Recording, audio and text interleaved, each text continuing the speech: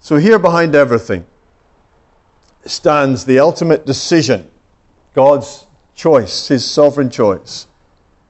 But that doesn't mean, as we look back more into Genesis 25 now, that other choices count for nothing, that we're all being operated robotically, that God is just pulling our strings in a very sort of deterministic way, that we're just machines that God is operating. You know, we're not living in the Matrix here, folks. There are other choices to look at here in this chapter, and they have significance. Isaac's choice in verse 21. What was his choice? He chose to pray.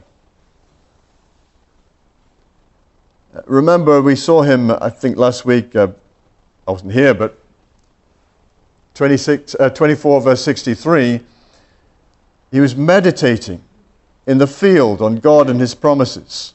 Now he chooses to pray. It's an act of faith, isn't it? To choose to pray. And did he pray and kaboom, answer was given the same day or overnight? No. He prayed for a long time. Perhaps you noticed that he prayed for 20 years for his wife to have a child. So verse 20 tells us that they were married when he was 40 years old, and it wasn't until he was 60 that in verse, sorry, I had it right here, 26, that the prayer was effectively answered. Isaac was 60 years old. That's 20 years of praying. He prayed and he prayed and he prayed. And that was a choice that he made. It was an act of faith. You might remember that his father, Abraham, had tried something else. He tried another way to get a son. I'm sure he prayed too, but he tried sleeping with his wife's servant. And that might have occurred to Isaac, to try the same thing. But he didn't. He resisted that. Now, Isaac wasn't perfect. We've already referred to his favoritism in verse 28. It's not a good thing for parents to have favorites.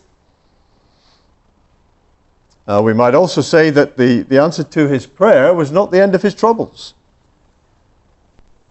It was the beginning of a whole new set of troubles, wasn't it, when those two boys arrived, and before they even arrived. It was the end of his wife's barrenness. I'm sure they rejoiced in that moment. Isaac himself was called, his name means laughter. I'm sure there was much joy and laughter.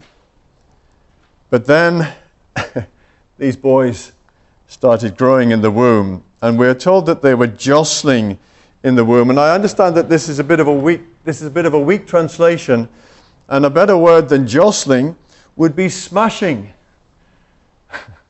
These two boys were smashing against each other in the womb. I mean, talk about babies kicking in the womb. These two seem to be kicking each other. That must have been horrendous for Rebecca.